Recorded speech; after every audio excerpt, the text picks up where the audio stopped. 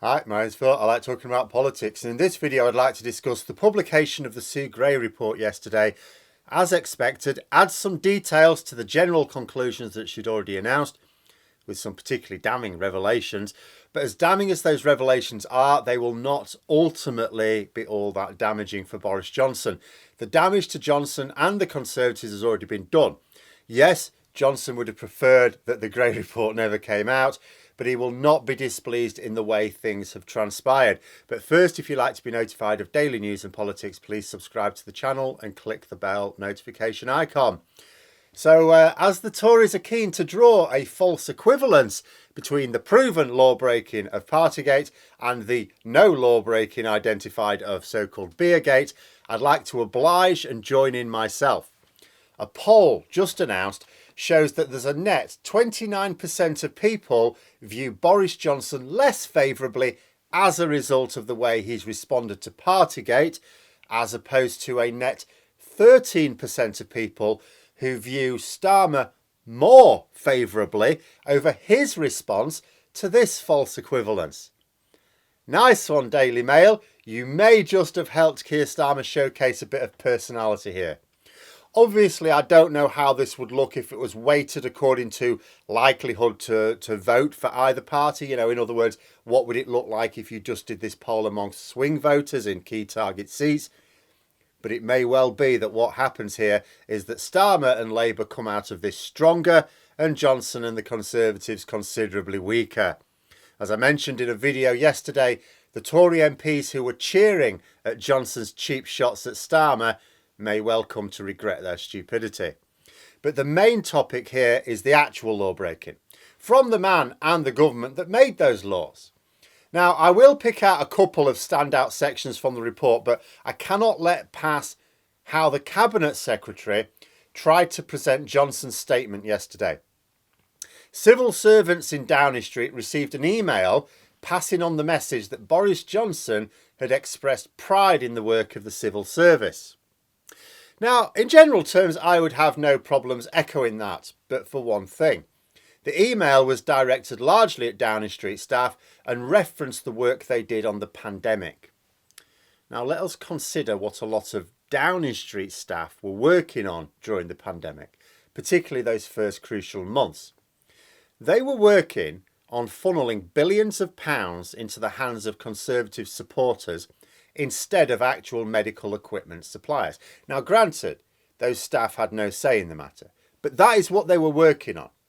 They were also working on covering it all up so that we didn't see the brazen corruption that cost tens of thousands of extra lives for some considerable time. Sure, some leaked the information, which is how we now know, but plenty of others did it and did nothing to get the information out to the rest of us. Anyone who is proud of that work should not be anywhere near government. Nowhere near. I can also imagine that many of the Downing Street staff who received this email will feel extra disgruntled as it emerges the police have said that the main reason junior staff got fined and more senior managers who not only attended the same parties but organised them did not is because those senior managers were generally not completing the questionnaires that the police sent to them. This is not a joke. Respondents were just missing out whole sections of the questionnaire that they didn't fancy answering, and the police didn't bother to follow it up. Detective looking at it, they haven't actually filled in this questionnaire. Shall we pull them in for questioning then? Shall we go to Downing Street and question them in person? No. Let's just ignore it. If there is a judicial review into this handling, and I'm going to guess if there is, it's going to involve a judge banging his or her head on the desk as they hear how this mess was conducted. Can you imagine how that's going to play in court? The High Court, a judge, being told that the police didn't personally interview witnesses. They sent out questionnaires. All right then. And then when the questionnaires came back in incomplete, they didn't follow it up. How's that going to look? But that's for later.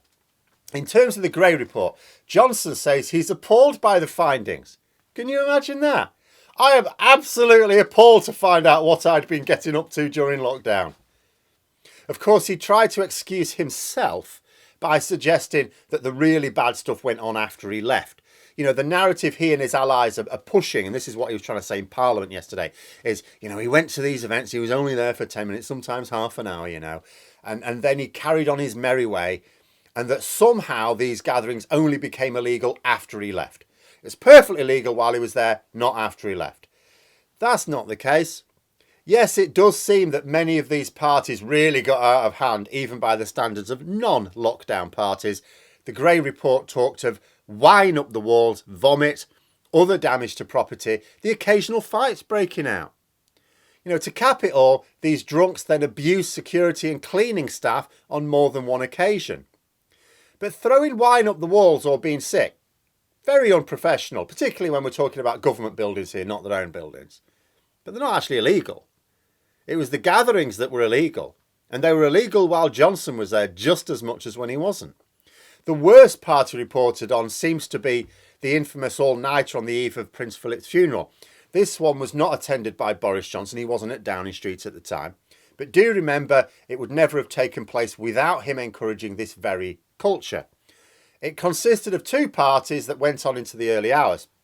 What got me was that the penultimate reveller to leave left at 3:11 in the morning, according to the logs.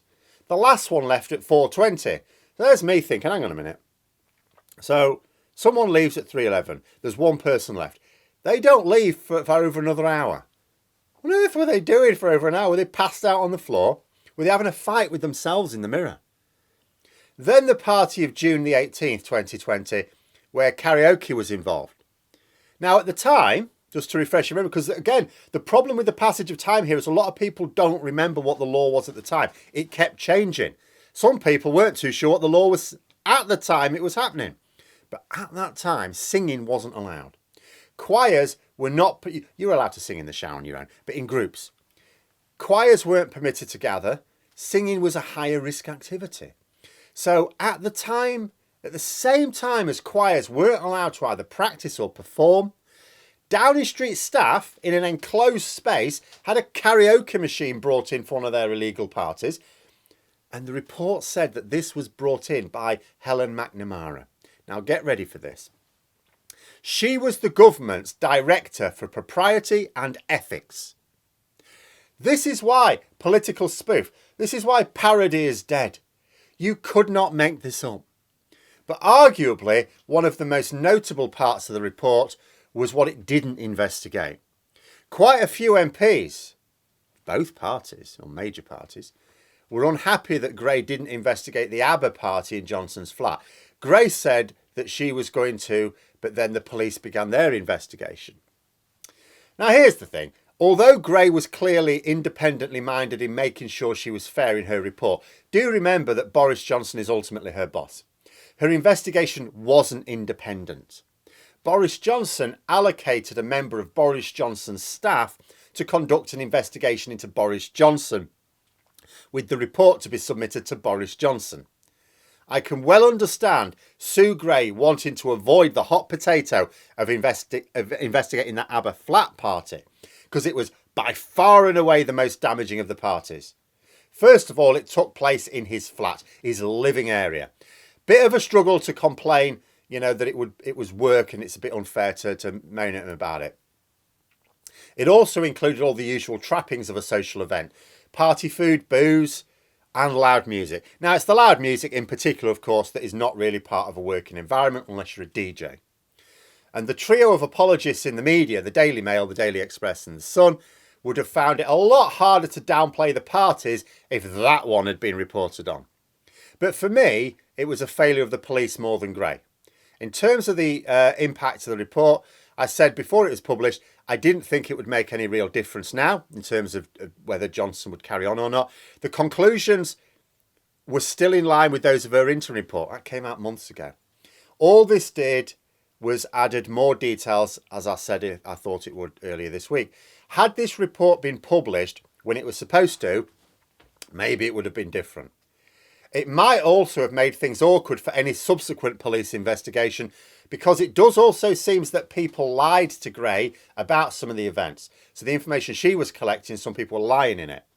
They were changing their stories when questioned, albeit remotely, by the police, because all of a sudden then there's criminal charges if they're found to have lied then.